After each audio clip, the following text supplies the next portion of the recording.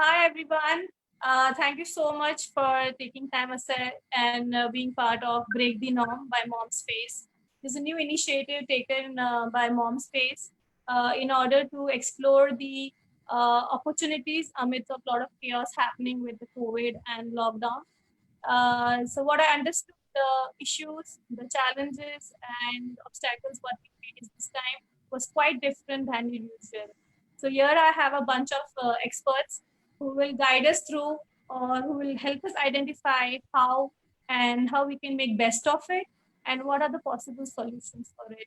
So to begin with the introduction, we have first Anubha Srivastav. She comes with a 20 years plus experience in legal, and she has dealt with many cases like rape, posh, domestic violence, divorce, and all the stuff. And she's been quite actively participating in such case and helping women to fight their rights. And then we have Salma Moosa. Not much introduction needed, and she is integral part of the ecosystem of startup and startup club, and she's a guide, she's a mentor, and a go-to person for any sector and any market. Then we have Jigisha, much loved session from the financial side, making us women even be educated, making us realize how important it is to have finances in place.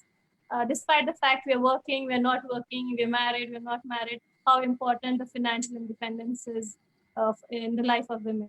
So this is just a launch party. This is just to give you all an overview, like how the other talk series will take place. Because in one session, we cannot finish each and every challenge, the legal part or the startup, hurdles or the financial queries. So this just to give you an overview how it is. So my first question will be open to all. Anyone who wish to answer can answer.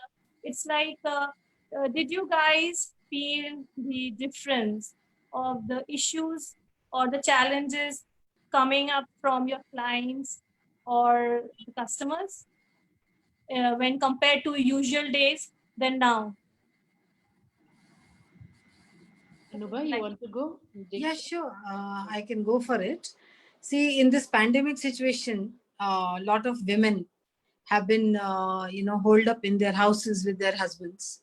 And earlier, women used to go for work, the husband used to go for work, children used to go to school. So there was very less interaction in between the husband and wife. But Right. now, due to pandemic and due to lockdown, since everybody is at home, including children and husband, and nobody is pitching in the household work, and as such husband and wife, if they had some issues, they all get exaggerated, and if they did not have some issues crop up because of a lot of situations with husbands at workplace and things like that. So a lot of women have been calling lawyers, and I have got calls from all over India, in fact, people who just wanted consultation about how to go about things, what to do, right? So pandemic has certainly influenced that. And then our virtual courts, the courts are not working in full steam. So that is also one of the challenges that lawyers and the people who are suffering are also facing. So things like that. So do you think women are stuck somewhere? Women certainly are stuck. In fact, if you see UN report and World Bank reports and those kind of things, because this is not a epidemic just localized in India or Bangalore, right? It is a pandemic which is all over the world, and all over the world, intimate partner violence is being trending because it is huge. Women and children have hugely suffered with coronavirus lockdown, and the way people are suffering. As such, there is fear. As such, there is fear of the disease. And then there is fear of the person in the house who is violent. People did not get, the men did not get alcohol for a long time. That created a lot of problems. Some state chief ministers had requested that we should be, were requested that we should open. Some women groups requested that please open the bars and all, so that husbands can get alcohol, so that we are not beaten. It has gone to that extent. We have faced a lot of problems. Women have been suffering a lot. Child custody has suffered. Children, husband and wife who are separated. This was the story of husband and wife who were together. Husband and wife who are separated, the children are not able to meet each other. This Suzanne Khan and Hrithik Roshan, this scenario, they are living together for their children, though they are separated, right? We are giving their examples because we know their lives. But how many people, how many couples are able to do that? And if they are warring couples, then the wife is not letting the husband meet the children. Husband is not able to, does not give money to the wife. So everybody is arm twisting the other in whichever powerful position they are.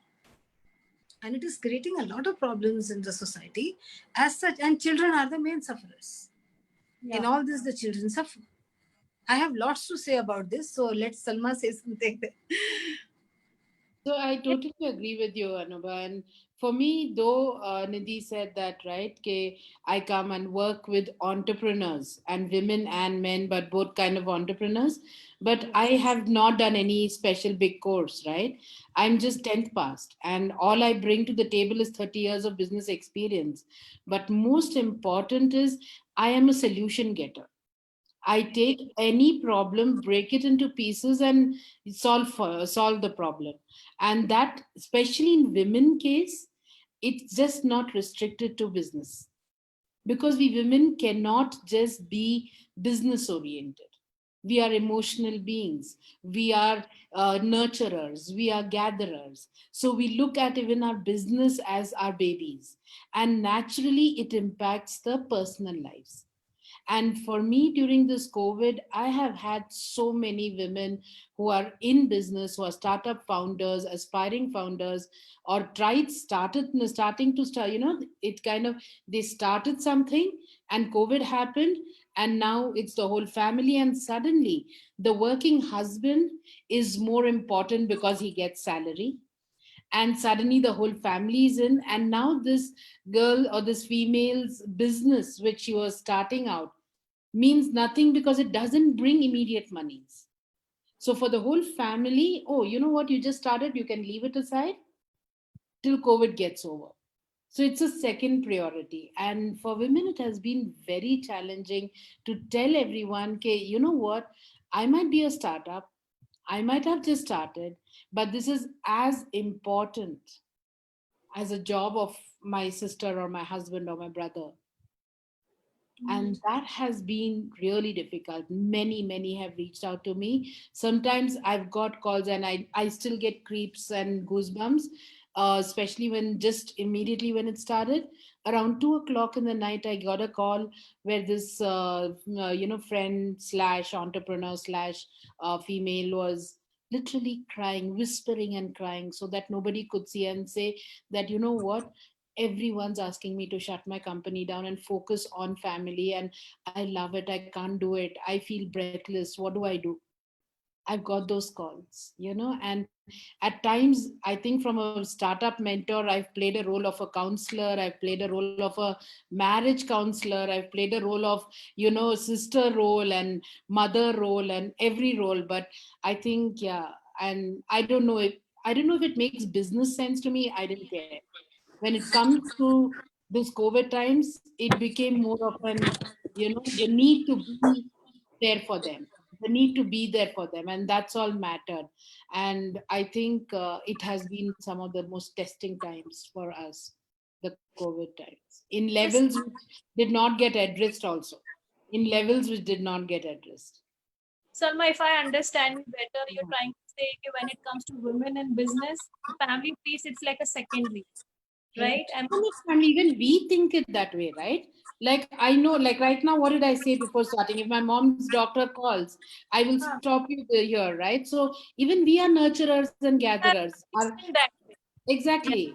So we are built this way that if something happens, my family, my personal life comes first to business. Now, during COVID times, as Anubha said, it all exaggerated.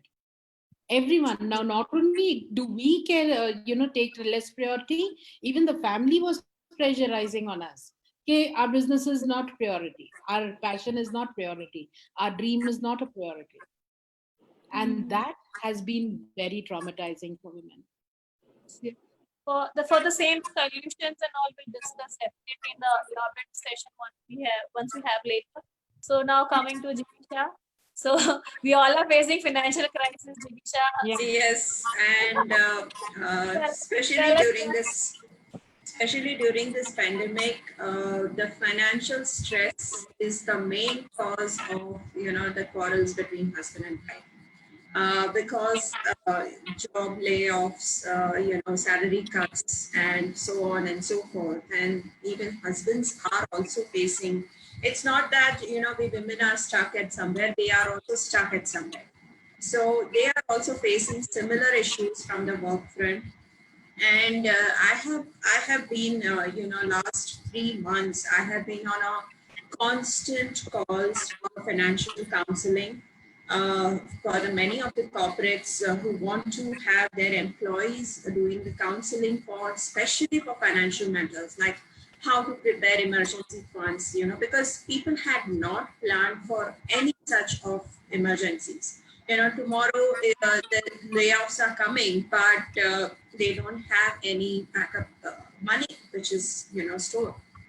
Now, especially, the companies had asked me to talk about layoffs and talk about emergency funds before they actually announce the layoffs in the corporates. So I have been doing this kind of financial counseling last 3 months, almost on a daily basis to the corporates, uh, to individual employees, to individual clients who are there, because everybody is stuck and nobody knows how long this will last. And this is one of the reasons which I always tell that, have backup, emergency fund, keep it somewhere safe, like in FD or wherever you can access it easily. And also have, the insurance, because right now what we are seeing, the amount of the COVID cases and the expenses which are related to that is huge, because I know one of my friend got COVID and the hospitals are charging whooping 50 to 60,000 per bed, per daily basis. Even though these government guidelines are there, everything is there, but they are not, budging. And unless and until client pays such kind of amounts, they are nowhere, they have nowhere to go. So be prepared for contingency and emergencies. This is my advice from the very beginning to my clients. Fortunately, some of my clients had listened to me and they were prepared. Some are now, they are coming to me and taking the advice, but this is something which is changing quite a bit. So um, yes, women are stuck, and women are the people, I think, the most affected in terms of financial independence, because though husbands are facing job crunch and all, women are also facing similar crunch. So many women are laid off because they were on a low pay, or just as a contractor, freelancers. And even if you see on a work front, right? The kids are having online classes, husbands are having online offices. Uh, where would women sit to, even if they have work, they will have whatever space available to them, right? If Right. there is no space, you figure out whatever way you want to work. So that's the thing. And I've been getting calls from a lot of women that they are going through, they are planning separations or divorce, but they want to be prepared financially and how to go about it. So So, coming back to Anubha, what do you think the possible move or some available solution can where all these women can go and approach? Because one of the incident recently, my friend she faced, and she went to police station for this query, and they are like, we are very busy, we cannot get into this domestic violence thing now. So she was sent back, her husband was sent back. So whom to approach when such thing happened? This lady takes a courage and goes to police station, but she's sent back saying that we don't have time. That is strange, Nidhi, that you tell me. But so many times, actually, women don't even go to the police. Correct. Here you are telling me that she went to the police and police sent her back. That was wrong. But one can always approach the police commissioner's office if something like this happens. Because it is the duty of your local police station to record your complaint and to file a domestic incidents report, which is called DIR. Right? Yeah. So if usually police will not do that, and so many of my clients, I have recommended them, please go to the police. So usually women do not go to the police at all.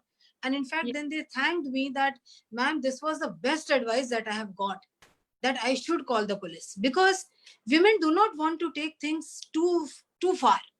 They are just like, somebody should just tell my husband to behave himself and to behave properly and not continue with these violent activities and not, abuse and stress us more out.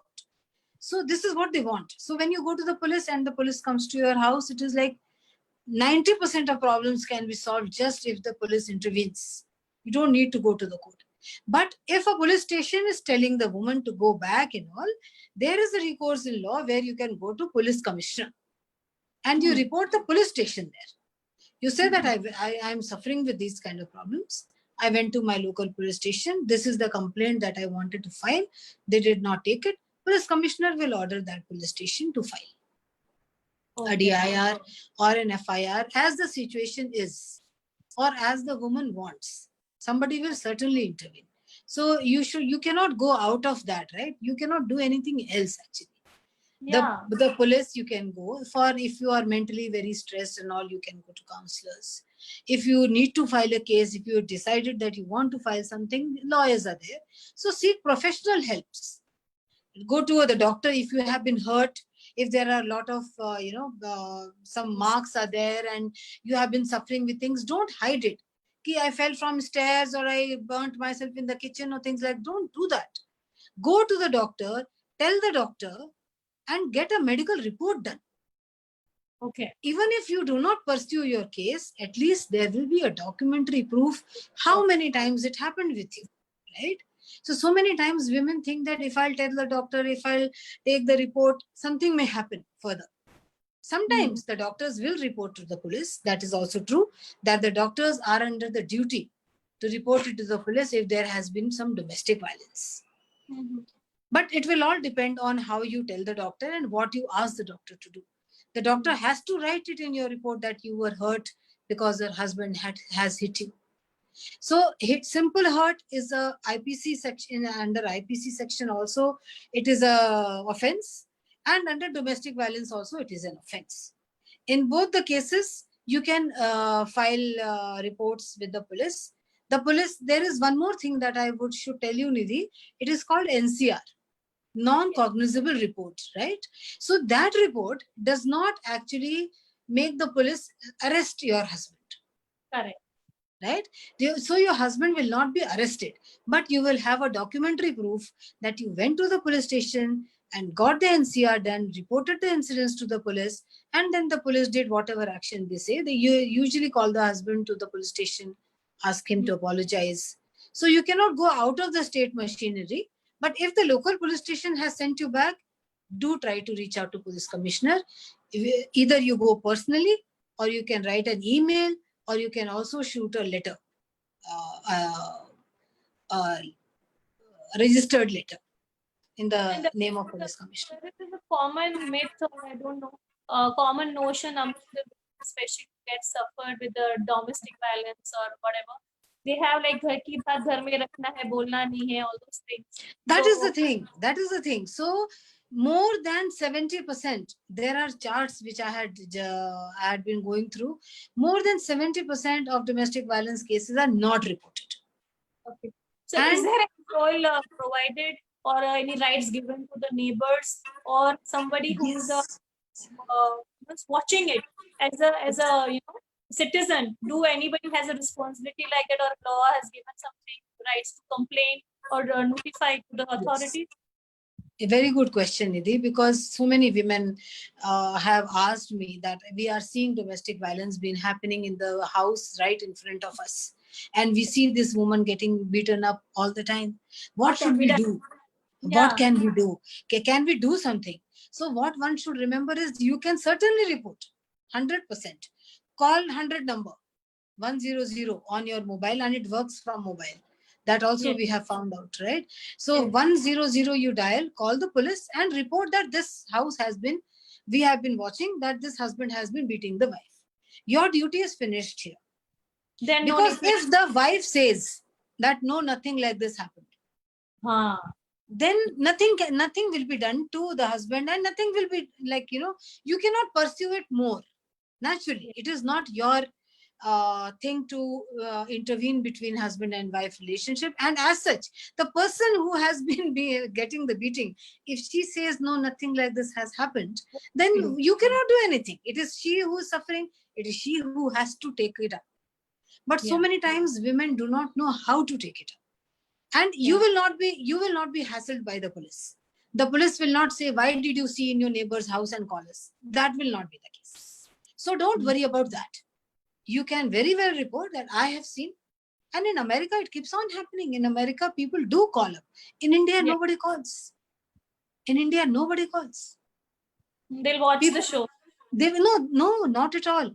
Not like that also, Nidhi. I have known people who were really affected by the violence going on in the neighborhood house, but their Oh, husbands told them to keep quiet and shut your mouth and sit in your house. Do you also want to tolerate all that? If not, then you just sit down. You are ignore. not allowed to do that. Oh, The whole family will tell you, who are you? Are you some Rani Lakshmi Bai or things like that? They will be called names if they yeah. want to report somebody Yeah. by their own family. They will not Coming, be allowed. Salma. I just have to add something, Nidhi, on what Anubha said. I have experienced this by myself when a couple of years back, when a family member had kind of gone a little violent with me. At that time, when I called 100, we have this very myth, that it's Indian police, or they will come and harass you. It's all imaginary. It was so systematically done. I was so pleasantly surprised. Immediately, I got a call from the local Hoysla people where they said which area, what place, and everything. Second, there was a call center, a lady who called up who was much more understanding. And because I'm not very well aware of Kannada, I'm so sorry. I've brought up in Bangalore, but I'm still very weak in Kannada. When I'm intensed and all that, I don't find it comfortable speaking in Kannada. So she was talking in Hindi with me, and she was, there with me, and she said the people will come there. And then within 15 minutes, I had a Hoysla van come near the house, and they waited there. They stayed there, and when I spoke with the lady, I told, I'm very scared for the night. It's evening. I'm really scared for the night. I think he'd come back. And they said it's okay. We'll leave the van, Hoysla van there, and one person there, if it is case. And they stayed there for the night. And even afterwards, the next day, when it's our natural self, right? We want to give them some kind of appreciation, right? I said, I really would like to give a box of sweet or something because you gave me a lot of security. They did not even take a chocolate from me, leave alone money. They said, no, it's our duty. We are doing this. Please, ma'am, please take care. Right. And they really left their mobile numbers. The two police cops, the cops left their mobile numbers with me. And they said, any time of the day, please call us. Karke. I was absolutely amazed with what happened. I keep telling all my friends, it's that our own imagination that we've created of listening to old stories, what's happened. We still think we are in that. We are not there. Yeah, now things are changed. A lot. And these people have become very, very aware. And I really, using this platform, I would tell all the women watching here that do not hesitate to dial 100. They are your friends, and you will realize it and experience it, whatever it may be. Right. Absolutely. So, Salma, coming to Yeah. your part, it's like for you, the startup community itself is a baby for you, Yeah. and you've seen a lot of babies out of it, and the journey has grown and everything. So, any disappointment this time, thinking that some of your business or people whom we are mentoring did not work, or because of the COVID, My anything? own did not work, love. I'm no more representing Startups Club. Startups Club is shut down, and I'm in this, I need to do something for my living, right? I need to, survive. So, and this is what I am good at: startup mentoring, coaching, and the whole community of entrepreneurs. Thousands of them, they came along with me. They said, I don't care if it is Startups Club, Startup Squares, Startup Rectangle, whatever you're doing, we want to be with you. We need your guidance. So I represent a firm now, a small firm just launched called Startup Wow. Squares. And Wow. Nice. yeah, that was one 8 years journey, had to shut down. And it was one thing, but then as NASCOM said in a report, 60% of startups are well set to be shut down in the next couple of years. And I can see it happening. I can see entrepreneurs giving up. I can see, though investors are being very helpful, I can Yes. tell you the investor community has risen up to such an extent that they're open. In fact, recently we had an event where 12 investors from across the world I was hosting, and each one of them said that to hell with ideas, to hell with $1 million, $1 billion babies. If today founders are resilient, they are ready to fight this new norm, we are ready to put money on them. So Hmm. they are open for it. But the question here is, we need money today. Yes. Investors, by the time, even if they give a nod, by the time paperwork, documents, everything happens, it's going to be 3 to 4 months. Okay. There's one question. Any ways to overcome the stress due to time management and productivity issue? Due to current pandemic, the responsibilities and work at home has increased drastically. This has been asked by one of the audience. Okay. So what the audience is trying to ask is like they are finding it difficult to strike a balance between the entrepreneur or working stress, work from home, and the responsibility at home, like managing kids' school, housework, cooking, cleaning. So, what is the go-to three things? Okay, I'll ask Jigisha this time. Okay. Three So, things. Things you in do. yeah, in my house, we have done the stress. I mean, to beat the stress, first of all, we have come up with a task that let's pick up each and everyone, divide the responsibilities in some ways, because house is not just one my responsibility, right? Everybody's staying here. So let everybody contribute. So whoever is ready to, so we have some daily chores which are basically because the maids are not coming or cook is not coming. We have some daily chores which are available. Now we came up with the option saying that, okay, who is ready to pick up what? So say for example, my son picked up the mopping and sweeping. My daughter picked up vessel cleaning. So we have divided the responsibilities in such a way that, of course, my kids are a little bit grown up, so they can do. But I find it, I can imagine where the kids are young and, the responsibilities will be much more on women, where they have to manage the kids and also housework and their office work. Um, it is overwhelming, but I would say that use your time constructively, divide it in such a way that you still find time for yourself, because it is very, very important to have that me time during the day when you need to just sit down and do whatever you enjoy to do. Because if you don't find that me time, what will happen that you will be stressed and you will start stressing everybody around you. So find that me time, find that, some time during the day where you do what you love to do. Just go for a walk or listen to music or read a book. And in the night, what normally we do before going to sleep, we try to play a board game, say Uno or any of the board games, Taboo. So that way we get some family time during the, this kind of stressed environment. So that way we have, when we are sleeping, we are happy as a family. So just, I would say that try, I mean, there is no perfect formula for this, but try whatever works and find something for yourself. That's Hmm. What do you do, Anubha?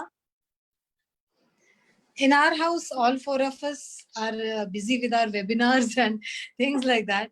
So, um, actually, to get over stress, meditation has been our thing. So, we have joined a meditation class, 21 days. Every day, they give us some thing to do, and there are chantings and Oh, family time together. Lot of Netflix watching is going on in my house, right? And work is there, and we are not so stressed because of pandemic. We are more stressed about what is going to be the future after all this is over. How many people will be destroyed? People, correct. we are more facing that kind of stress. In we all discuss, my daughter is also law aspirant, my son is in class 10th. Yes. That is also one of the stress issues. He's in class 10th and he does not attend his classes properly, and because see, children, 15-16-year-old children, you can't ask them to be in the house all the time, Yeah. all the time being in the house and the apartment, naturally, as the government has not allowed playing football and things like that.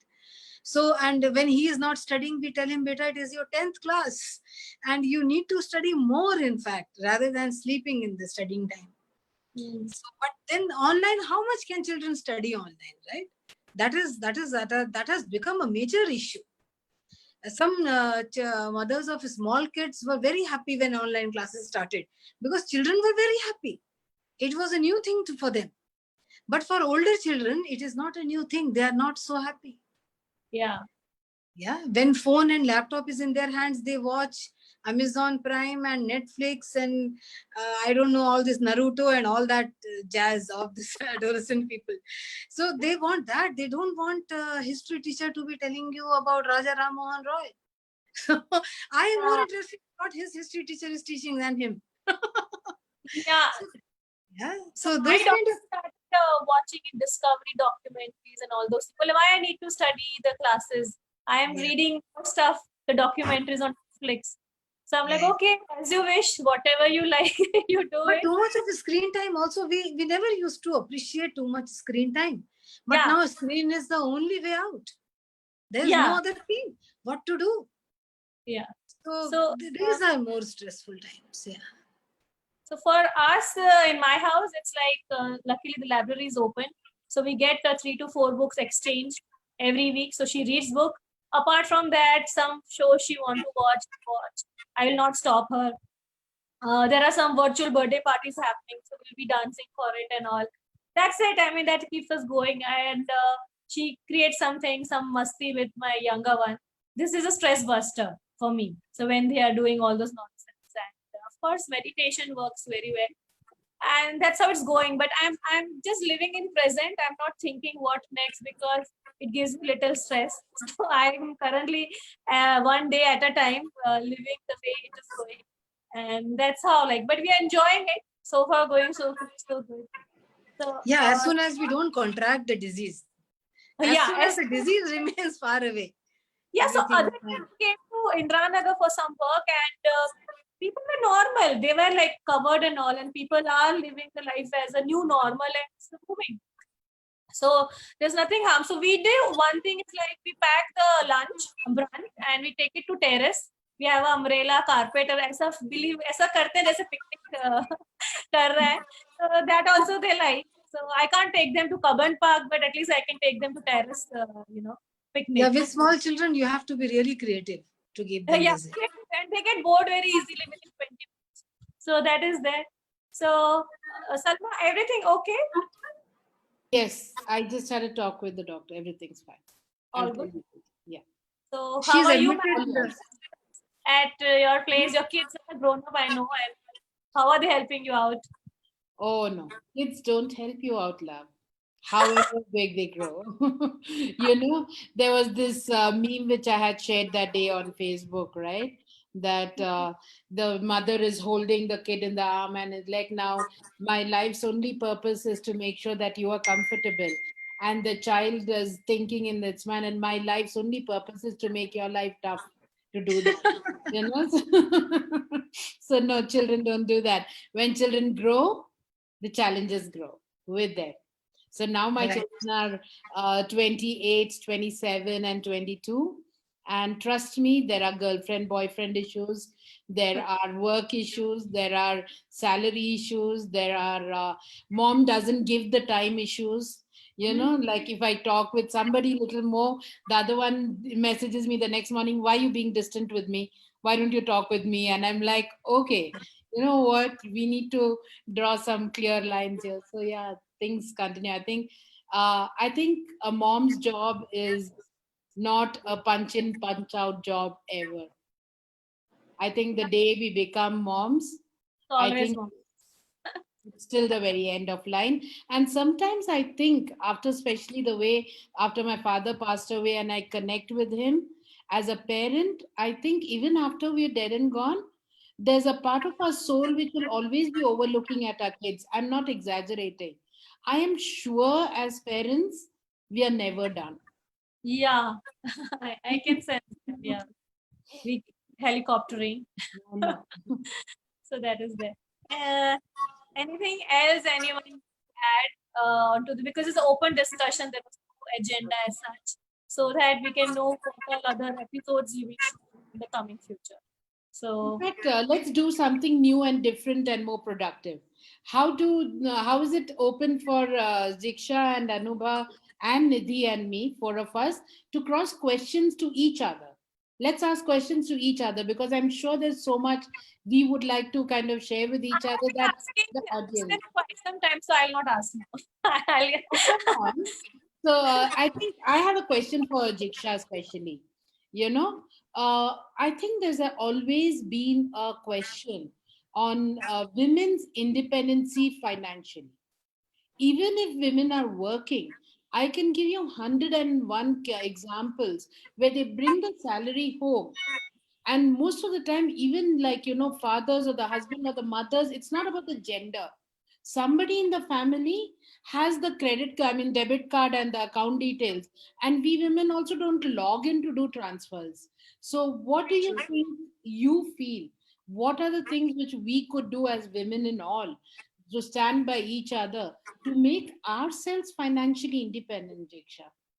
Please give your thoughts. Sure. So this has always been in my talks, and Nidhi knows it. I have preached her enough from the very beginning, the day I met her, that we women are uh, that that is the way we are built. You know, we are the genders, the male and female. They are built differently. Men are more risk takers.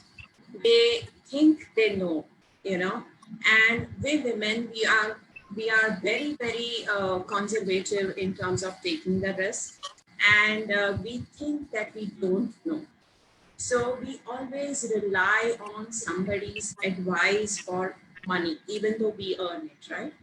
So, and this I face across last, 12 years of my practice, that whenever I ask any women client, how would you like to invest? And the first answer is I'll ask my husband to, do this for me. Or I don't get involved, my husband is doing it.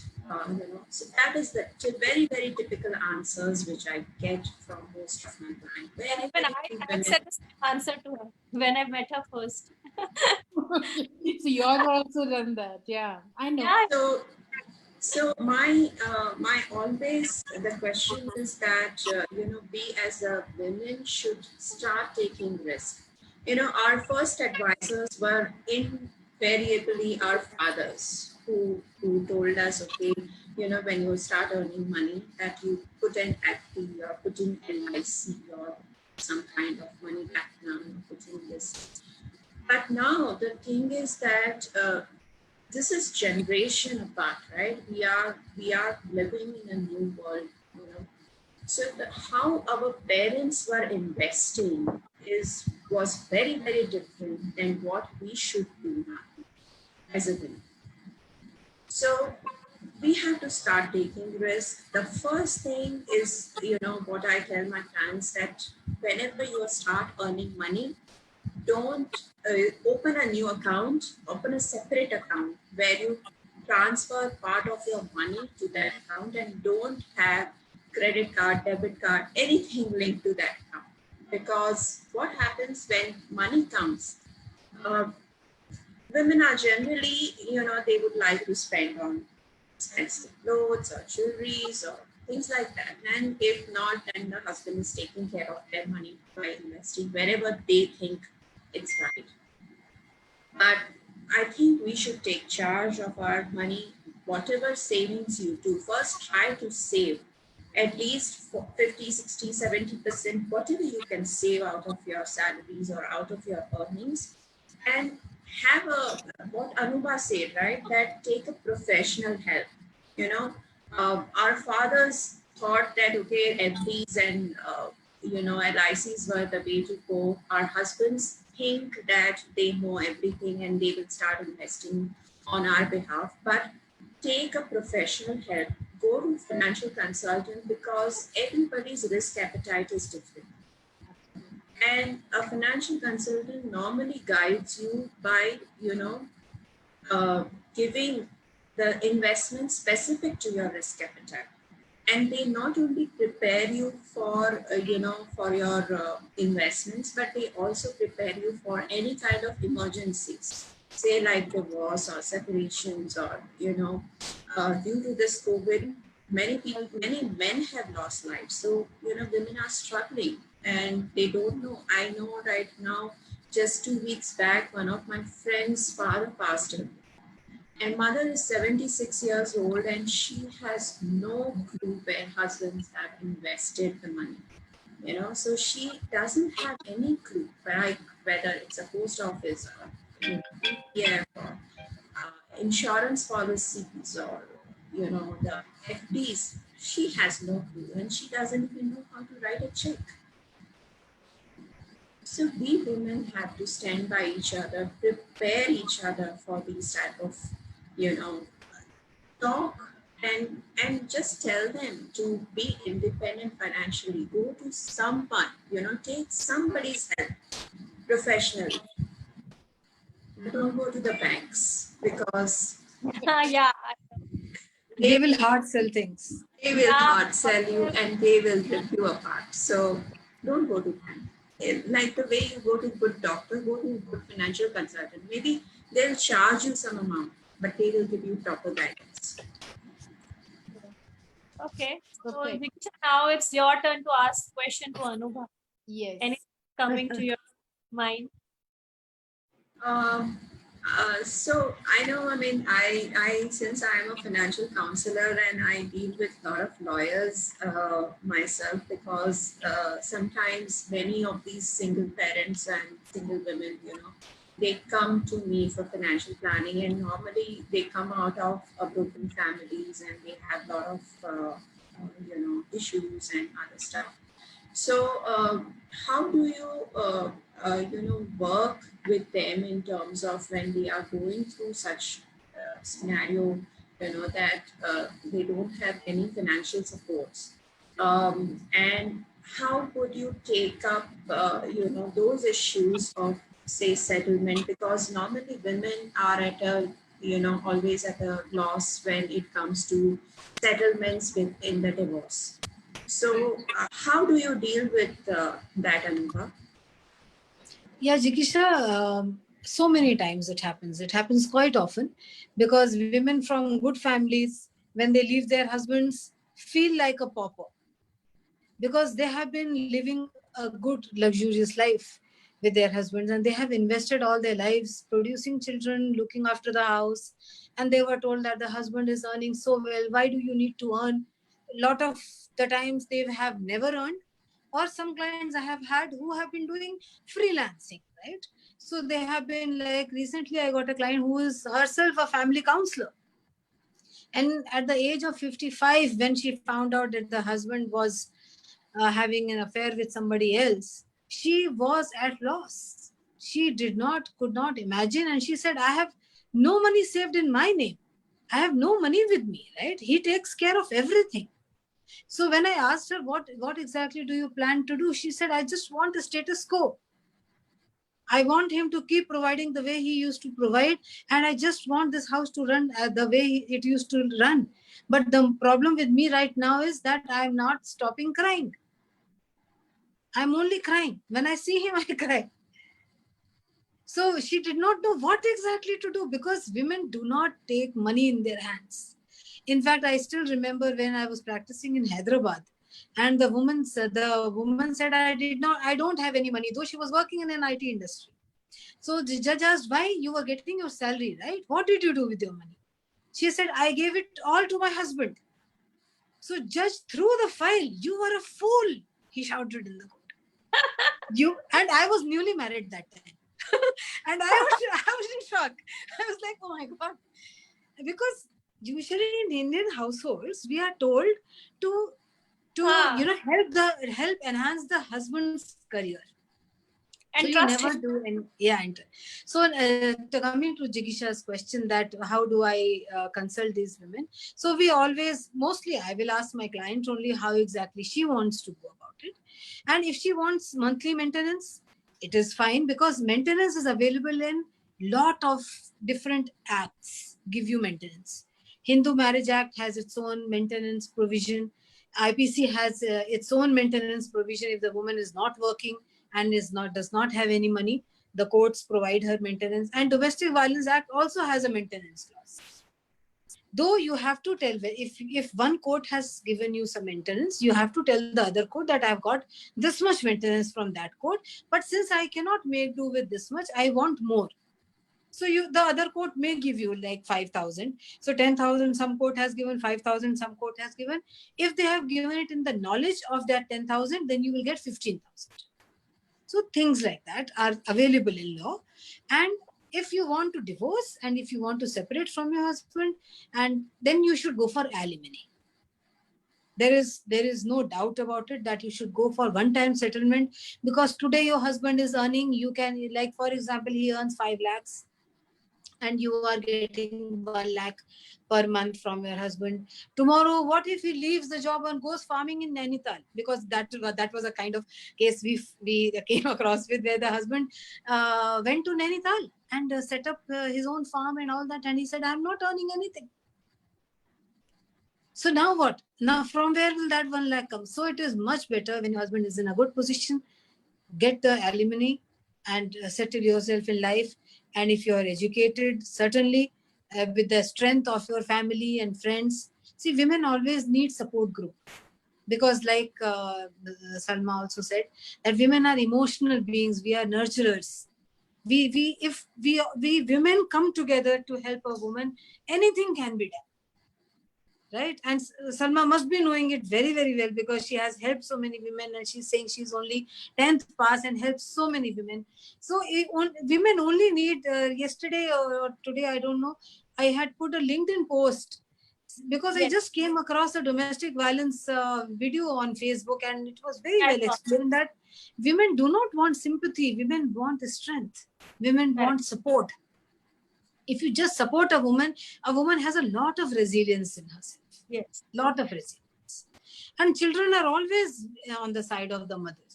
So that also we should consider as our earnings in life, having the support of our children. Right?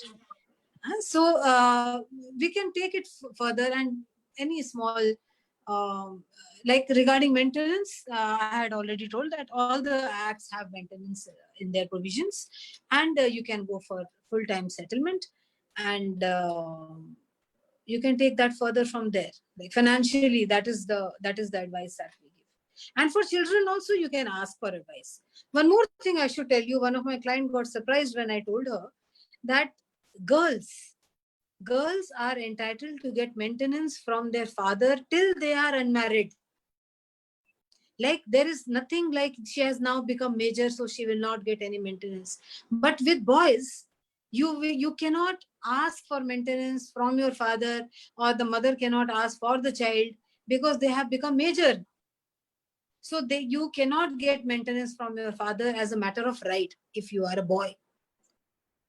But if you are a girl, till the time you are a minor, below 18 years of age, you can apply it through your mother as a guardian, for maintenance. And once you are above 18, you, an unmarried girl in her own capacity, can sue her father for basic substance in life and for housing.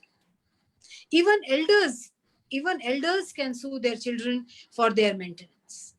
So many times parents write off their properties to their children. They will gift it away. I fail to understand, but we face a lot of issues like this. We see a lot of partition cases coming to courts, usually by the youngest son of the house. Right? so it happens because the parents have written away their property to their children. Children will throw away their parents out of the house. So we always tell the elders, when I talk about wills and all, and we take talks on wills, how to write a will, how to write a gift deed, what is the difference, and things like that. We always tell elders also, and never ever in your lifetime write away any property, either gift or sale, or always have some property in your name, especially the house you are living in. You may gift away all the other properties. If you have a lot of properties, you can gift it away, but never gift away your residential premises, and always have some money to sustain yourself in your old age. When you will die, the children can always inherit by will, right? Yeah. That is a must advice for everyone to write a will, Right. the estate plan in place. That is one of the financial advice which I give to all my clients. And the other one is that always keep your money under your control till the day you die. After that, you can give it as a legacy to your kids, but keep your money. But it is very rampant, I should tell you, Jigisha, it is very rampant that parents give away all their property to their children, thinking that they will then take care. Mm-hmm. Life is such. That's it. And anything, I have a question for Anubha. Tell me, Salma. Anubha, I've had the worst last 2 years, 2018 and 2019, personally, professionally, and emotionally. I've got everything. You could take out a topic randomly, and I can tell you a story behind it, what I had to go through to reach here, right? And one thing I have a question for you, and it might be a little hard hitting. So I'm ahead telling sorry, but I would like to ask this from my personal thing. Right.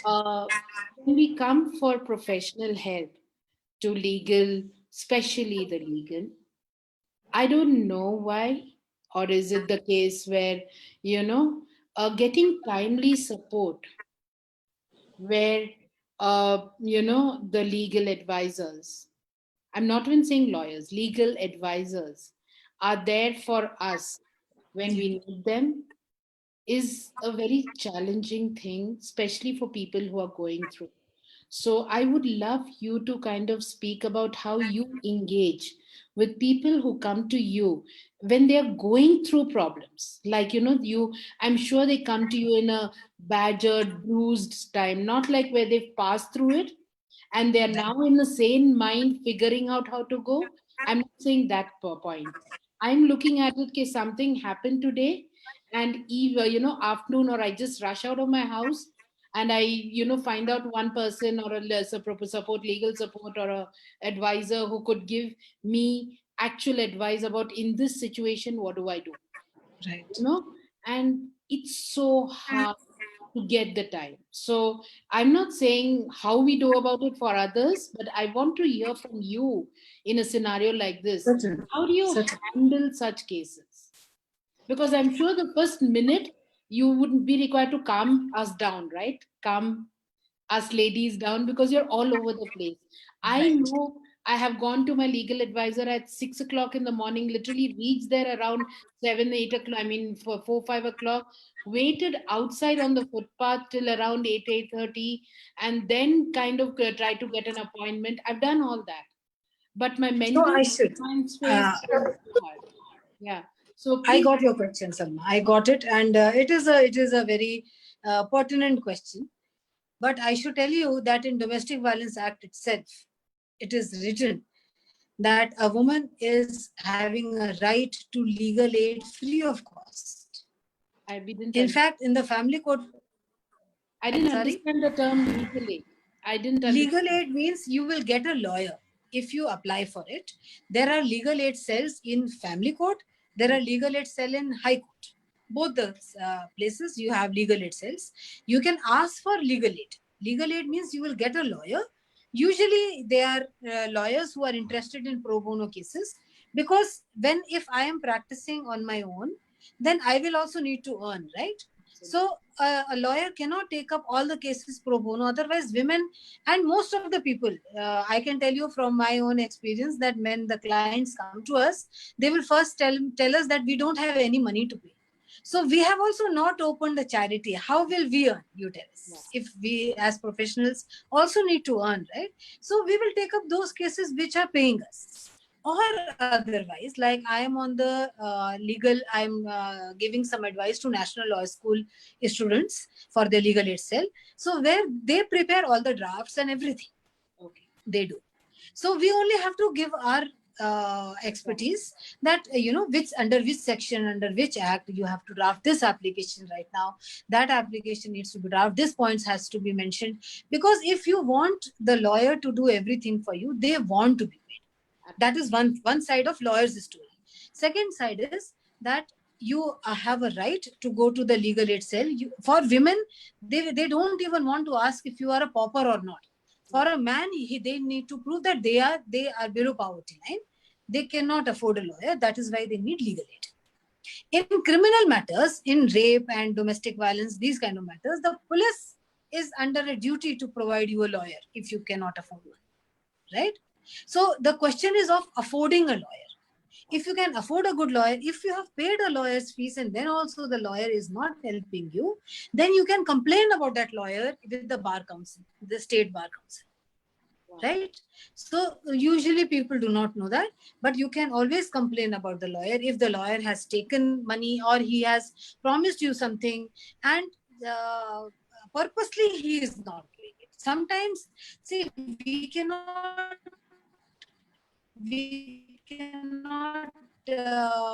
guarantee you that if I action order for you, you will get action.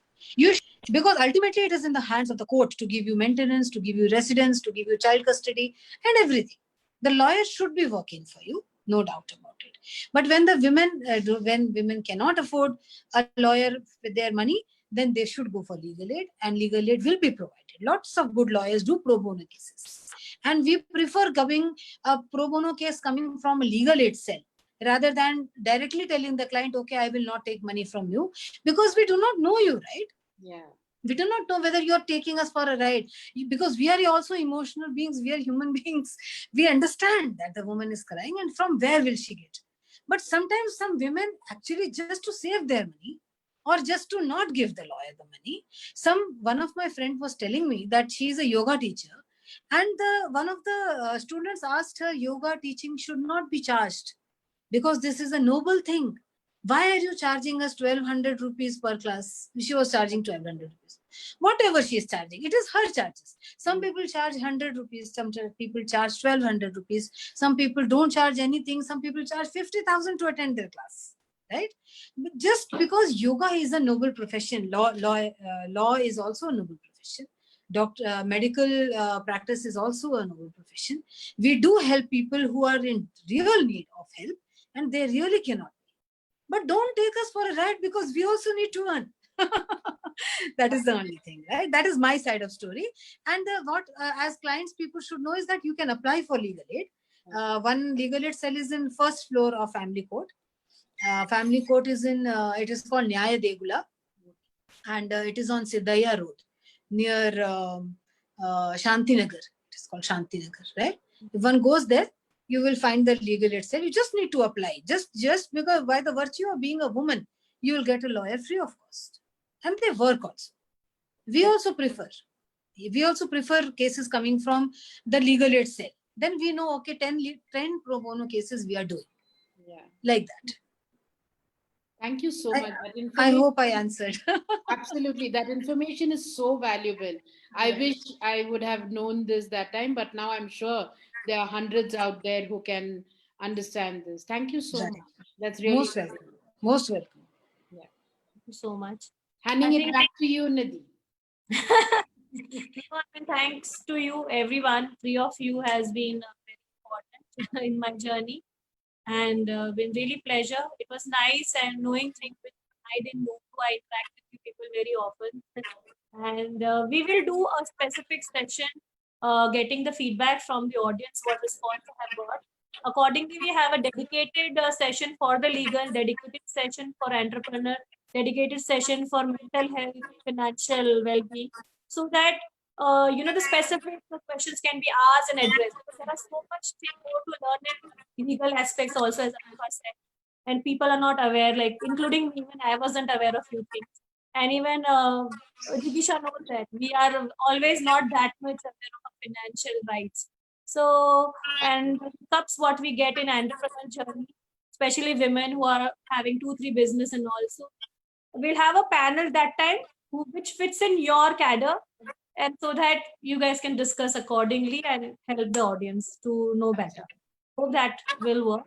And fine. I'm looking forward to that session also. I'll be closing. Anybody else want to do the closing line, one or two?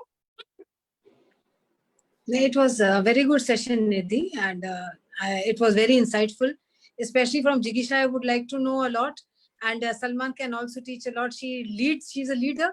She leads a lot of women, right? Yes. So there will be a lot of to look forward to in your show, I think. And Yeah. please keep me informed whenever you are having one webinar with these esteemed ladies. I would love to learn a lot. There are many more. Of course, they are, and there are many more who are really big ladies. And I'm glad that I have got a platform from Proud Product where I can showcase all of you, and people are more aware of it, and especially women. And my intention is very transparent, it's just to create awareness, and hope I'll live up to that. You will, Nidhi. Thank you so much for bringing, and please do connect me with both the panel members. It would be really great. And Yeah. also consider a yes for any initiative you would want to do with Momzspace. It's my pleasure to be here with you. Thank you so very much. And for all the audience who would see this, I would just end with one line: have a voice. Please have a voice. We women lack a voice. We might say we speak, but we don't. We keep it within. So raise your hands, stand up, make your presence felt, and have a voice. That's all I have to say. Jigisha? And I would, thanks so much. And you know that I've always been, it was my pleasure to, come on Momz'Space and talk to all the women. I'll be always available as usual. And it was wonderful knowing Anuba and Salma and, learning a lot from them. Yes, I would love to connect with both of them. And one thing which I would love to talk to all the women that, have a financial independence. I mean, you think that your husband knows everything, but they also don't know a lot of things. Yeah. Okay. Because you have never asked questions. You have never asked questions. Correct. So, we as a women bring a lot of balance to the table. When husbands are risk takers, we are conservative, and we bring that balance to the table. So get involved when financial decisions are taken. Give your voice and see there is some amount saved in your name, because right now you are dependent on your husbands, but get involved, because if tomorrow anything happens to your husbands, how will you know where they have invested? How will you know what they have done? Be in charge, at least be aware, because ignorance is not a answer, because you, as per the law, right, you can't not know the things. You have to know the land of the. So just be financially independent, and you have, because that will command a lot of respect, not only from your husband, from the society as well. So one last question to Salma and Jigisha, because you guys have been part of the offline meets. How was this online meet? So you guys have been part of like offline events what I host. So Yeah. how different is this, and No, what do this you is miss there? amazing. This is amazing, and it has been good. And you organize it really well, as always. You were always on my thing back, followed up really well. You're good at this, babes. I'll tell you one thing: people who know to do things. Sorry for the language. I'm trying to be very formal here. I usually don't talk like this. People who know to do their shit will do it any which way, online or offline. It doesn't matter. So you're doing a great job. I love this session. Thank you so much. Thank you. Love you Yeah, all. Thank you so it much. was lovely session, and thanks Thank Nidhi for organizing. you. Thank you so Thank you. Bye bye. Bye bye.